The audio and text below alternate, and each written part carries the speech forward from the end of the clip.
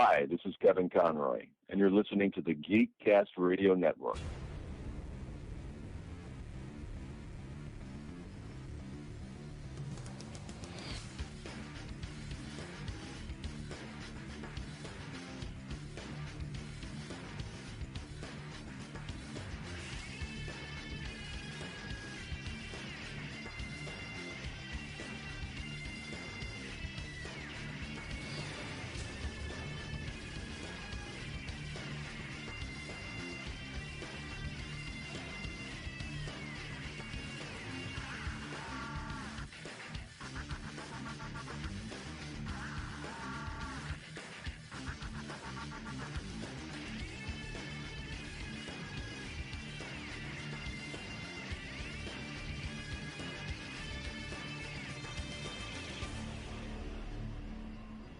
You have just jumped inside the pull bag here on the Geekcast Radio Network. This is episode 299, and I am, of course, TFG and Mike. Joining me once again is JT from Saskatoon. Hello, sir.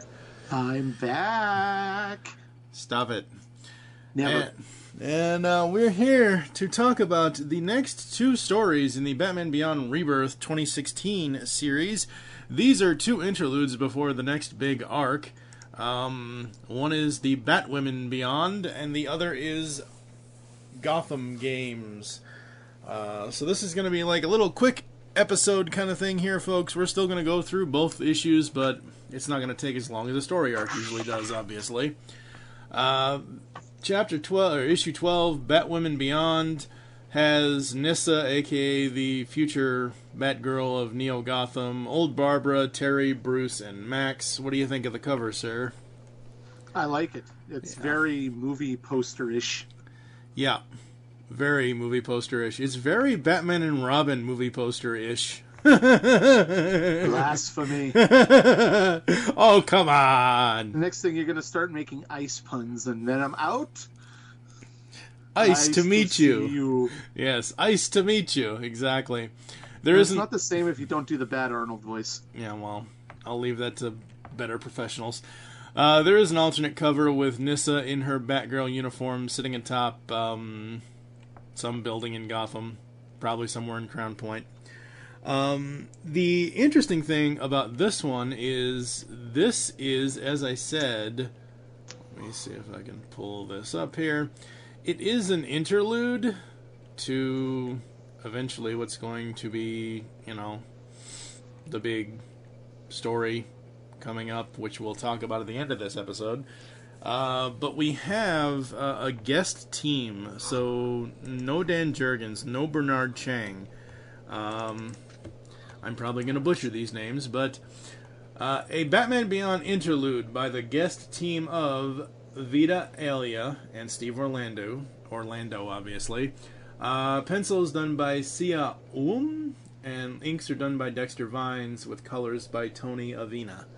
Obviously, Travis Laneham on letters, Bernard Chang and Marcelo did the cover, Dave Johnson did the variant cover, Rob Levin is the associate editor, Jim Chadwick editor, Batman created by Bob Kane and Bill Finger. I hate that they use with.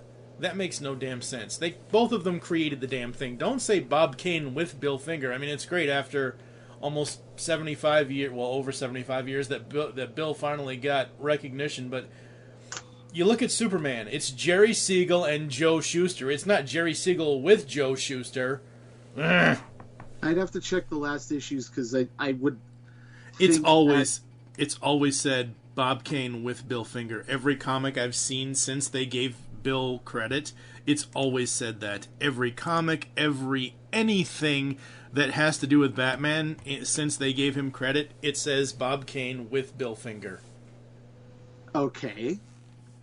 Can I finish speaking, please? No. I would like to think that it's just a huge kerfluffle and it's supposed to be and Bill Finger, but at this point it would cost them too much to, reprint all this crap, and you'd think they'd just change it going forward because, that's kind of a slap in the Finger family's face. But, we get an interlude. See, I know the digital series and the couple of Batman Beyond series before this are seen to be, you know, the continuation of the animated series. But with bringing Nyssa into the Rebirth universe like this, it kind of grandfathers them in together. I mean, the argument could be made the previous Batman Beyond series did take place in Neo Gotham, you know, prior to Brother Eye, because they've clearly established that Terry was active for quite some time prior to, you know, Brother Eye's attempt to take over the world. Right. So, you know, it can work, but, you know, we opened... The way I see it is the 2012 to 24, whatever the Kyle Higgins run was, that was specifically DCAU. Kyle even told me himself, it was, you know, Mark of the Phantasm is his version of Mask of the Phantasm. That was his baby. That was his thing. When Dan came on for the 2015 series, I see this as a continuation of that 2015 series. We're still in the same timeline as that 2015 series. We're still in the decades from now thing. I know. I'm just saying you can, you know, headcanon it in there. It's, oh, absolutely. You know, it's this... No, I'm not even going to bring that example up because, you know, it would involve referring to that Tom Cruise Mummy movie that came out last year, and I refuse to give that movie any due whatsoever. But anyway... Oh, look, just like the last few issues, decades from now, Neo Gotham starts this issue with, you know, the Bowery. It's Nyssa, Nyssa's doing the narration, talking about the Bowery and Crown Point. And, you know, this is the point is like a neighborhood or neighboring crime alley and all that. But we see Barbara Gordon, you know, breaking into this place, finding a secret stash of something, and then she gets the requisite black bag over her head, and, you know, we cut to the Batcave where Max and Matt get this alert that, you know, Barbara's been taken. Now, see, I always thought, ever since the Gail Simone Batgirl series, the new 52 series, and I don't know if they've used that before that series, but ever since then, the purple background for the inner monologue for whatever, I always thought that was Barbara's shtick, and I thought when I first read this that that's Barbara narrating, not Nyssa. Yeah, that's kind of what I got the first time I read through this issue, but, you know, it makes sense. And then just for a wee second, like the first time I read this issue and I saw that purple, you know, thought box background, It just sent me back to the Stephanie Brown Batgirl series for a second, but, you know, it's been... I like Max's... The Commissioner. It's been a picosecond. Like, can we go a week? Yeah, really. Like, what the hell is a picosecond? Seriously. It's like smaller than a nanosecond. It's an even smaller unit of time. Mm-hmm. We then get to Leslie Tompkins High School. Okay, I like that reference. It's kind of cool. It would have been a little funnier if it was Hamilton Hills High School, but Leslie Tompkins works. Well, I mean, it probably still exists. But yeah, because this is a different area. Yeah, this is a different area of town, so I get it. It's fine. You're right. Yeah. And you get Nyssa is hanging out with her, you know, her BFFs, and they're all like, "Hey, you gonna come out and, you know, do this?" Is like, "No, I got studying to do, college prep courses." And she walks away and she suits up and goes out on patrol. Mm-hmm.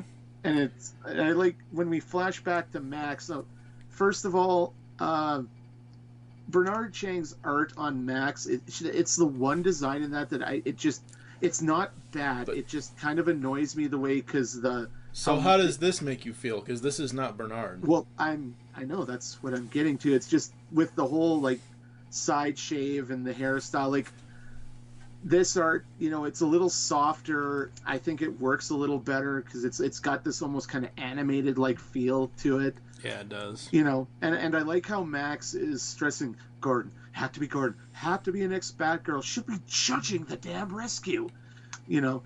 And she's like, oh God, oh God, oh God. Mm-hmm. And, you know, I like how she doesn't even suit up. she basically changes her top, pulls the collar up, and she is, I am a creature of the night. Mm-hmm. I am vengeance. I am completely out of my depth. Yes, exactly. And we get back to Nyssa. And I love this. I love this shot here. And you're right, it is Nyssa. It could be either one of them, but I don't know. As far as the monologue goes, but yeah, I just love that look though. That's an awesome look. And then just that shot when we get back to Nyssa, it looks like kind of the Cassandra Cain Batgirl for a moment, just like where her mouth's completely in shadow. Yeah. And the art, like, I know it's not Scott McDaniel, but it looks, just in the first two panels here, when we get back to Nyssa, it looks very Scott McDaniel-ish. Yeah. And then, we go... The only thing I don't like about this art here, it's just one little thing at these two panels. So we have the big reveal panel of her standing over and, fighting off these people, and she says, drugs come in and end up in middle schools. Who's supplying? Time and a place stops the pain. Tentacle boy.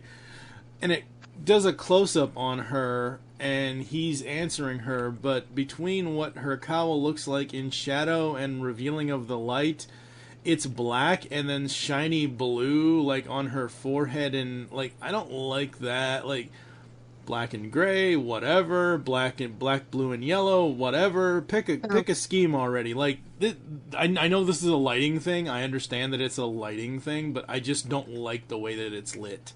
Because it looks like it's a two-tone color mask, and it looks really stupid to me. Like I said, it's a nitpick. It doesn't take away from my enjoyment of the story at all. And she still has it throughout the rest of it, because even when she meets, when Max shows up, and she turns to her, It's cute to think you can sneak up on someone from the point. Just tie on my shoes, loudly. And I like how Nyssa, she's still giving Max a lot of attitude, but clearly she is mellowed from the Kyle Higgins run, where she was introduced, because she isn't right away. She isn't a complete bitch. Yeah. But, because we've got to the point, and again, if you want to continue with, Kyle Higgins into Dan's, I almost said Dan Slott, wow, into Dan Jurgens 2014 into 2015, in the first, when Nyssa was first introduced, we had just met her.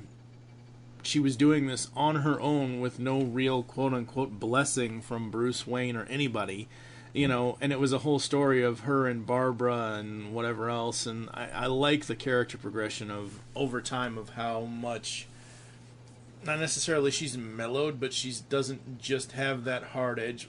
She has that hard edge with criminals. She's supposed to. That's her fucking job. Do your job. Get that 6th championship. Sorry, wrong podcast. Easy, Mike, easy. Oh yeah, so they start, comparing notes, and then Nyssa kind of gets on this high horse. Where was Batman? When our community center was held hostage. Or when those kids were hospitalized because the superintendent was a dick and buying expired food.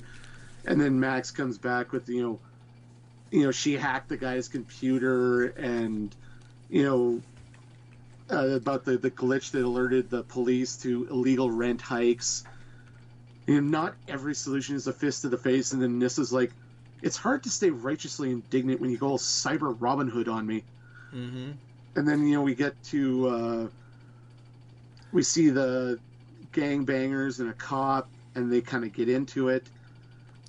I love before, when Nyssa says, "Welcome to Crown Point, Max," I love the next shot of her jumping off the building because the drug dealers show up or whatever, and Max is like, "My God, they're not even hiding what they're doing," and Nyssa's like, "Try not to fall behind, uptown girl." Somebody cue Billy Joel, please.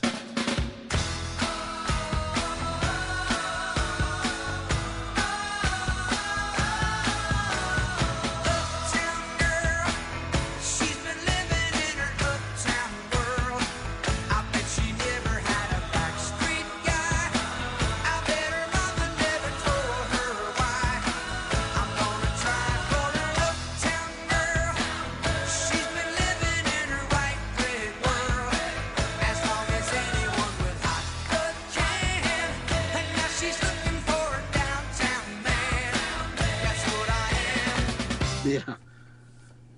But I like, we get a nod to the Christopher Nolan universe. In the next scene, we find out the ringleader of these corrupt cops is Flass. Yep. And it's also not just the Nolan universe, but Batman Year One with Detective Gordon's original partner, Flass. Absolutely, yeah, Flass. That's what I thought it was. It was more Year One than... So this is probably like his son or grandson. Something like that, yeah. Yeah, definitely relation, but, it's just like, don't talk over the lady, especially when it's incriminating yourselves. Mm-hmm. And I like how he like starts talking shit to her, like just trying to like be the big man. We get back to Nyssa and Max, and we get a little nod to. We find Max has got some skills beyond just the hacking. Like she met Zatanna and kind of had that meeting your hero moment that gives you like that insane amount of inspiration. Mm-hmm. And then we get the classic, diving headfirst through the window. Oh yeah. Amongst the criminals. Either you like picking glass out of your shorts, or what's that line from the Joker? Anyway, it's one of those moments, yeah. But they drop down. The cops drawn in there about the fire. Flass has got a gun to Barbara's head. And I like that line from Nyssa. How did your famous illusionist handle real bullets, huh, Max? All part of the trick, kid. Yeah. And then we find, Nyssa takes on Flass, and he's like, he disappeared the teacher who's selling drugs to kids. And, it's, and again, like I said, this kind of grandfathers the Jurgens run in with Kyle Hagen's stuff where Max, releases the commish and said, glad she made it out of the Brother Eye mess okay. So, knew she was a good fit for the mantle. And I'm just wondering, was that like a solid light hologram? Because this one cop like charges Max with like a baton and... Yeah, I would like to think it would be. Something like that. But I guess it must have been some sort of solid light hologram. But, they knock the cops out. Batgirl and Batgirl. I love it. I just fucking love it. Got your back. This is when you make an appearance after months of nothing, you planning on it. I just love it. I know, it's just like the new hotness meet the old hotness.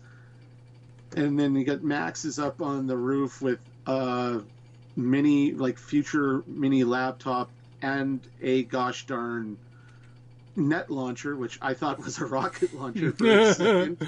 I was like, damn, Max, I know this is the point, but this is the hardcore. Yeah. Mm-hmm. And you get that, they take out Flass, and I like it, he takes a swing like he honestly thinks he's got a shot. Yeah, really. And he's professing the whole, law of the jungle, eat or be eaten. You don't have the guts. You don't have what it takes to rule this place. And it's just like, is he just that much of a narcissist that he can't stop, like, trying to prove his dominance? Or is he just trying to egg Nyssa on so she, like, excessive forces him to death? Yeah, and I love Barbara's line. That bat on your chest means you don't have to do what's expected of you. You've got nothing to prove, not to him and not to me, only to yourself. Yeah, no, that, like, I love that line. That's great.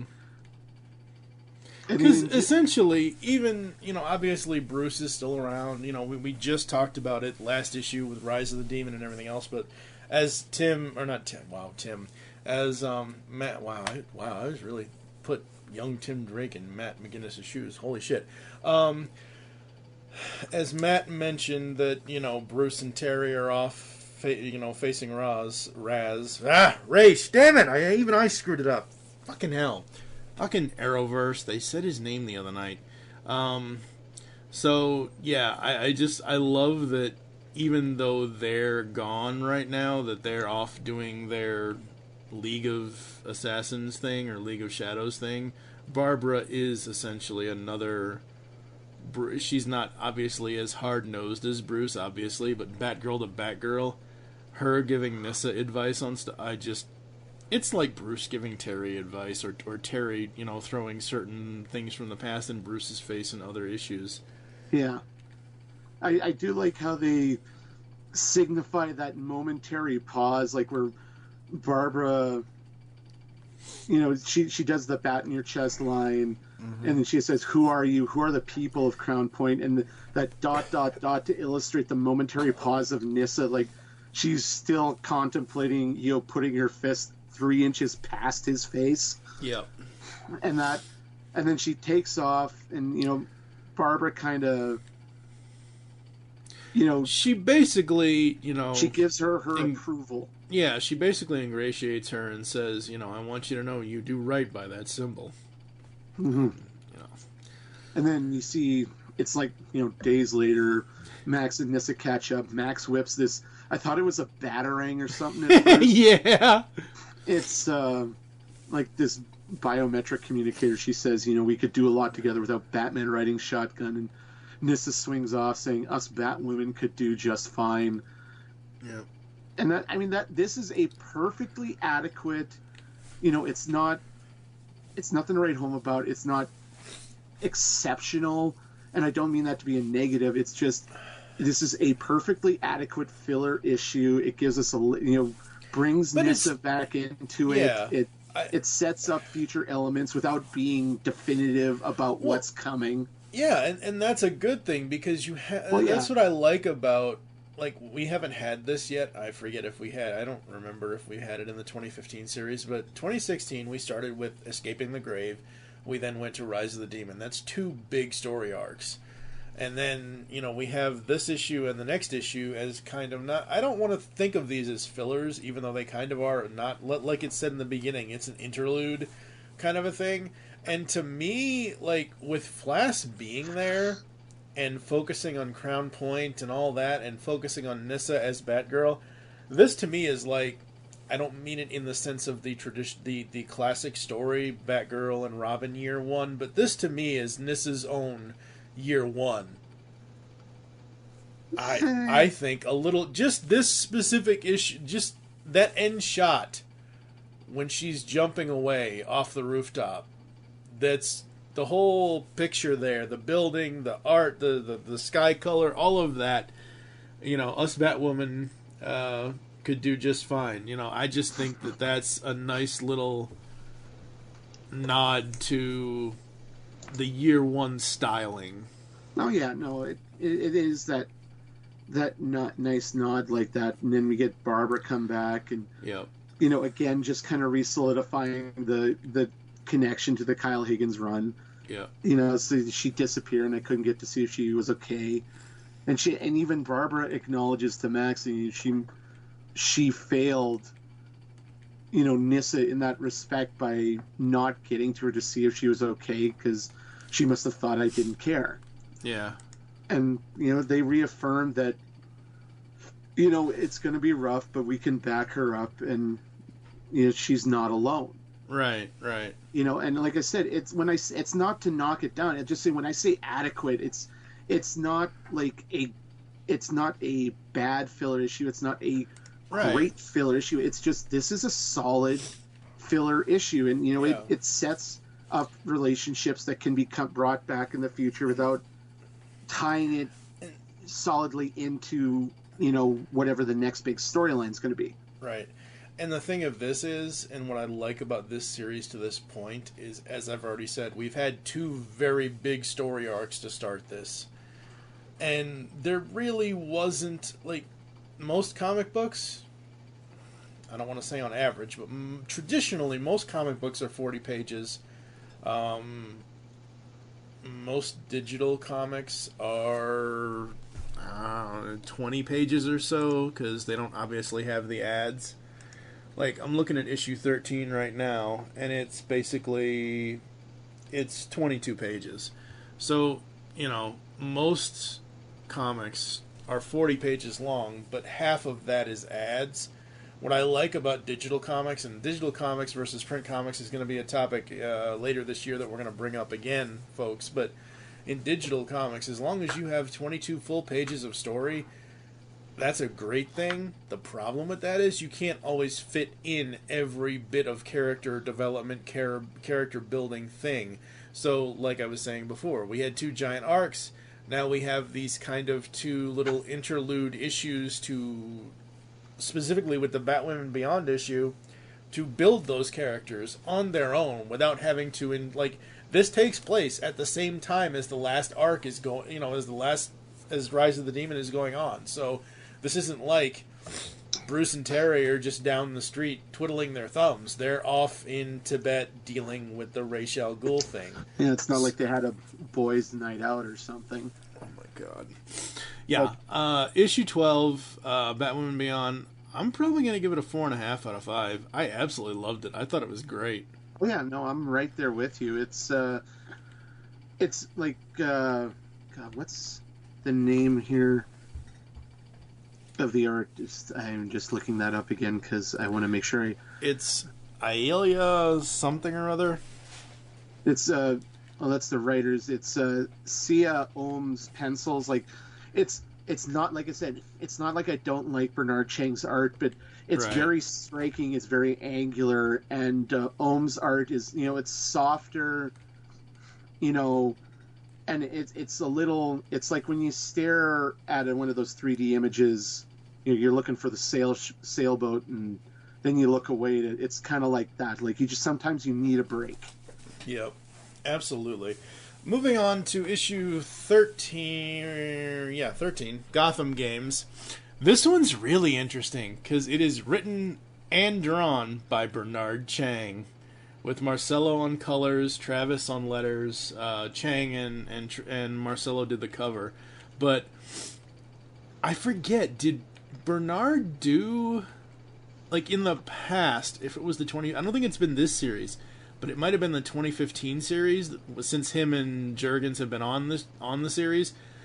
Has he done an issue before as writer and artist? I don't remember if he has, but when I saw that, I thought that was great. I think he's done art, maybe not writer-artist. Yeah.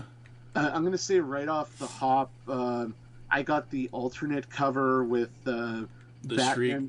Shriek. The Shriek cover. It's very stark and... kind of monochromatic with Batman's firmly in the eyesight of Shriek. Yep. Shriek was probably my favorite villain outside of Light to come out of the animated series, because I liked his design. I liked his Shriek. Don't get me wrong, I liked Blight more. I wish he would. I know it's a 13 episode season. The character space is a premium, and we only have stories for so much here and there. I wish Blight would have been around longer in the series. Yeah. I mean, he had his time, I think, and that nuclear waste shtick, that nuclear man shtick, kind of got old for me quickly. Like, I was more enthralled with, technically, they wanted to make Blight the Batman Beyond version of the Joker kind of thing, I think. Probably not, but that's the inclusion I got from him. But let's face it, I think you can at least agree with this. Ink is essentially Terry's Joker, because she found out the Batcave, knew the secret, all that stuff, but Shriek is amazing. And all I can think, looking at this cover, throw a little Hot Rod Red in there, and it'll be Bat Iron Man. Pretty much. And you, just to speak about Blight, like the voice, Sherman Howard, who did his voice, it was his performance as Derek Powers in Blight that, I love the quality. He had this Kelsey Grammer type of quality to his voice that I just want to listen to this guy read the phone book. Blight was my favorite villain, but we're back to this. Like I said, I love the alternate cover. The original cover, I looked online, it's okay. I love the fact that they're bringing Shriek back into this. Yeah. And it's kind of, it kind of does the Pulp Fiction thing of, cutting back and forth, previously to this, and then they come back to the present day, and you got all these little mini flashbacks. And hey, look, so far, no decades from now. Finally! It starts out Gotham Transit Authority between the Atlantic Ave and Park Row stations. Yeah. Because they can't just actually call it Crime Alley. And, we get to see Shriek's kind of turn to leave. He's it's kind of the whole. We don't need you to patrol these tunnels. These are under my protection. And for being a big comic nerd like me, this reminded me of the Venom Lethal Protector miniseries from back in the 90s, where they did that hard pivot from like straight up, I'm going to eat your brains, Spider-Man, to where it become like a violent Punisher-esque anti-hero. So, we get Shriek doing a face turn of sorts. He's been looking after the people living down here. And we see something going wrong with like the air defense system in Gotham. It takes out this police cruiser, and then we see the flashback to like what happened to Shriek, and this is just after. And it kind of runs along the next few issues. Is the top 2/3 of each page is essentially split into 3 different stories. Yep. We get Batman trying to activate these hubs. Barbara's, talking to like, I think that's Luke Fox. Yep, like, Mayor Fox, yep. Mayor Fox. And they're trying to coordinate stuff with Batman because of this hack. We see Shreve, he's got like a sweet little subway station, crash pad. We get, and then we see Matt and Max playing this, what did they call that game? I do not remember. Tribal. And Tribal. Yeah. When you see that overhead shot of like the 3 courts in that, again, this is how much of a nerd I am. It reminded me of the sport Pyramid that they played on the new Battlestar Galactica a few years ago. But you see, essentially, while running point on this police action to solve this hack, Mayor Fox is also emceeing this game event, and we see Shreve deciding to become a hero and protect these people because they don't have anyone else. And we get back up top, and we get this guy with like some sort of cyber suit that essentially kerfluffles the Alfred AI in Terry's suit. Yeah, it does. Which I don't remember if, like, I know Bruce was building a new one, but didn't he say when he built the new one that there was no AI anymore? Well, yeah, because it says in the first page that these events take place not too long after Terry comes back. Oh, okay. So this is before before they find Bruce. But okay, so this is kind of before the escaping the grave. So this is before the experimental suit. Okay. Yeah, before the HAL 9000 suit is what I like to call it. I'm sorry, Terry, I can't do that. Yep, exactly. But we get this guy that pokes Terry with his cyber stick, and it causes his suit to reboot, and then Terry takes off. He's got to set off this other fuse box, which is connected to this defense grid. And we keep on the bottom part, the bottom strip, we see the kind of origin of this guy, Bohan. Mm-hmm. And he's like some hacker. This is right as Brother Eye invades. And I like on the top part of the page is like, look, whatever your name is. And he's like, around here they call me the hacker. It's like, they call me Mr. Tibbs. Mm-hmm. And the first thing I thought was, please tell me his catchphrase is going to be, hack the planet! Well, he looks nothing like Matthew Lillard. True. Yeah. Although, and don't get me wrong, I love that movie. How in the hell is the Fashion District beating Gotham Heights 5-0? Oh my god. Well, the thing is, watching that game, he got this the black kid with like the cornrow braids, and I was like, wow, Jaden Smith's kind of a prick. Because I don't think he was explicitly. It's just I just remember Jaden with that hairdo from like the Karate Kid remake. Ugh. And we get back. Hacker is like trying to get Batman out of Chinatown. We don't know exactly what his deal is yet, and he's just like, you Batman. He's sending like cars after him. The Fashion District is beating. What was the other side? The Gotham Heights. Gotham Heights, and we get back to the origin. Something in the Bohan's rig, his computer blows up when Brother Eye invades, and this somehow grants him, I'm going to call it cyber empathic powers, where he can control technology with a touch. And it's such that he is not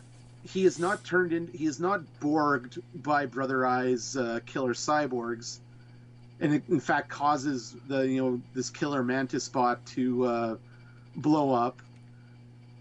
And Terry gets to the second one, he's about to turn it off. We get back to Matt, and he calls in this bigger girl Zari to kind of be a defensive end for their team. Yep. And Zari's just like, let's do this. And then we get our second callback to a classic episode of the Batman Beyond animated series, where Freon Girl. Terrible Trio, yep. Yeah, Terrible Trio. Was it Freon Girl or something like remember. That? It's the not invisible woman. Yeah. And we see, Matt and Zari are, kicking Jaden's ass now. We get back to, again, this is post the, if you wanted to include this in the animated universe, and again, that's tenuous at best. We get back to, not Reed Richards repairing this suit to, hold Freon together. Yeah. And what I love about this opening here, Montrose District, Bay Ridge Research Center. Look at the sign. BNR! Ha ha ha! Because, Batman and Robin. Wahaha. No, I did that one before. Yeah. The Iceman cometh. Yes. And you see Freon, Freon, so in the animated, in the Terrible Trio episode, she just basically had coal powers, but something has happened in this universe where I guess they've mutated. It's radioactive, yeah. And it's this radioactive She's gas. Essentially a female version of Blight. Yeah. See, and Blight, just to skip on that, he's obviously, if you know Batman villain history, he's obviously a way jacked up version of Dr. Phosphorus. Yeah. More on that later. But, Freon, freezes Batman in radioactive lime ice. And she's clearly she's not in her right mind, because she's confusing Batman with her ex-lover Michael. Yeah. And we see the origin, Michael rebuilding this suit to kind of hold her together. And then just as, Freon's about to kiss Batman, Hacker and Shreve show up. And I like the kind of super heroic anti-hero team-up moment where Hacker, he can upgrade. It's kind of like Heart, not Hard Drive. He was in the Batman. He's the one who had that cyber arm that could oh God, yeah. I think it's Hard Drive or something like that. But he just lays hand on Shreve's gear and gives it a power boost. And we see the Fashion District is not holding as much sway as they did because Gotham Heights scores finally. We see Freon, the suit isn't perfect because she nukes, not Michael, but it's the... Howard, it's the other guy. Yeah, Howard, the other guy. And, we kind of get out from, clearly by the end of it, Gotham Heights wins, or at least ties up the game. Yeah. Terry, and we see, again, Howard dies because the suit wasn't sealed properly, which again could be kind of a nod to Fantastic Four origin, that the shields weren't strong enough on Reed Richards' rocket ship. But we get the Hacker and Shriek have saved Batman. Shriek says, that girl Aya, the little redhead girl that Batman talked to earlier, told me what you did. We're cool, man. We're cool. And now we got a terrific trio of Gotham, fighting Freon. I mean, I'm glad that Shriek is doing good instead of bad, but The hero thing. I was really surprised that he wasn't still going to do the villain thing.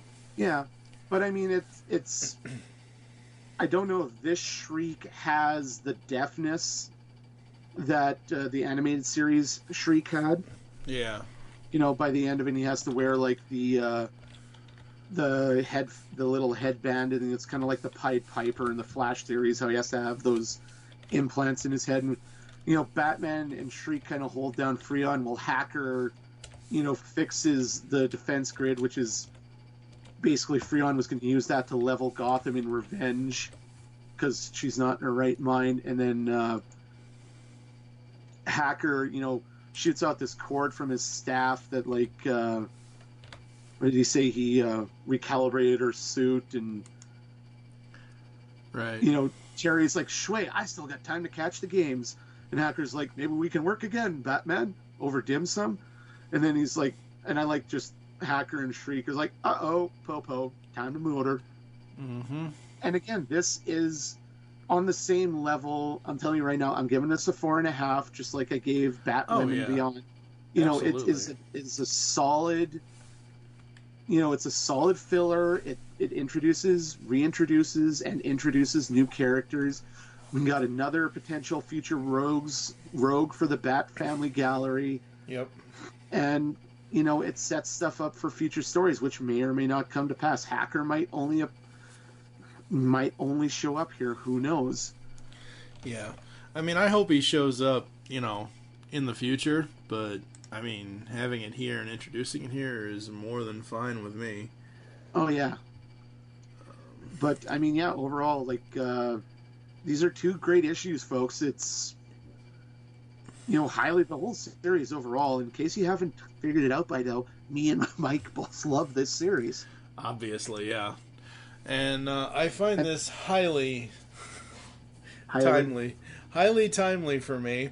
The bottom part of the final page of this issue, next, Back to the Future. Well, episode 300 to 304 of the Pull Bag, we are doing IDW Back to the Future coverage, so there is that. But yeah, no, the, you know, issues 12 and 13, absolutely wonderfully done. The guest team on issue 12 was amazing. Having Bernard and Marcelo do issue 13, just a genius idea. And maybe Dan needed a break. Maybe he wanted to go do something else, like you've said several times before. I don't know how long it's going to be, but the next arc is the Long Payback, and so far there are 2 parts to it at this point. I just like seeing what I know, and we'll get to this eventually, folks. The Jurgens is writing, but it is not you know, Bernard Chang. It's Phil Hester. Phil Hester, he's back.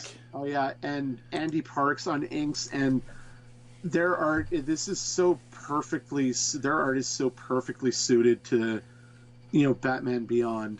Yeah, absolutely. It hurts. Oh yeah, I mean, like I first noticed Phil in the Kyle run because I think he did Mark of the Phantasm for that series. Pretty sure, but yeah, I mean, I loved his art there, and I haven't even looked at yeah, he did do the art for that one. Yeah. I cannot wait to read these because I do really love his art, and I can't wait to see what he does compared to what he did. And not that I'm comparing the two, but just to see if he comes with a different style with it, or if he uses a similar style to what he used before. Obviously, as we said, the 2013-2014 Kyle Higgins run was specifically DC Animated Universe, and this is not, which is fine. So that's what has got me interested to see what Phil is going to do with the Long Payback, the next arc here with the Batman Beyond Rebirth series. Oh yeah, and you know, like I said, it's great to see Phil Hester's art in here. I mean, I'd seen him stuff here and there over the years, but I think one of my favorite arcs that he ever did was the first couple of story arcs on the Green Arrow series that came out in like the early thousands, like where they brought Ollie Queen back from being dead. Yeah. It was the Judd Winnick run, basically. Cool. So, very, very cool. All right, folks, I think that's going to do it for us here on the Pull Bag, episode 299. Next time, I don't know exactly when it's going to be happening. It might be a couple of weeks from now, who knows. But next time will be episode 300 of the podcast, where Optimus Solo will be joining me for the IDW Back to the Future story arcs, where we talk about the first 3 volumes of the ongoing series. We're going to talk about Citizen Brown, and we're also going to talk about Biff to the Future. So very, very cool. Hope everyone is having a wonderful new year, and keep it locked here to the Pull Bag to hear more comic stuff here on the Geekcast Radio Network. Where can the people get in contact with you, JT, if they would like to do so? Oh, please do. I'm so lonely here in Canada.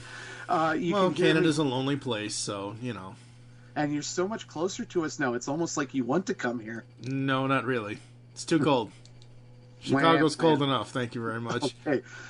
You can hear me sporadically on the Comic Connoisseurs podcast with Ben, the host, Parker, and Red Ink. And you can also find me on Instagram, Facebook, and the Twitters, JT from Saskatoon, on all those platforms.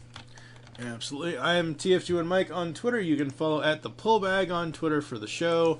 You can go to facebook.com. I think it's /the Pullbag. I could be wrong. Or you can just search the Pullbag on Facebook and you'll find us there.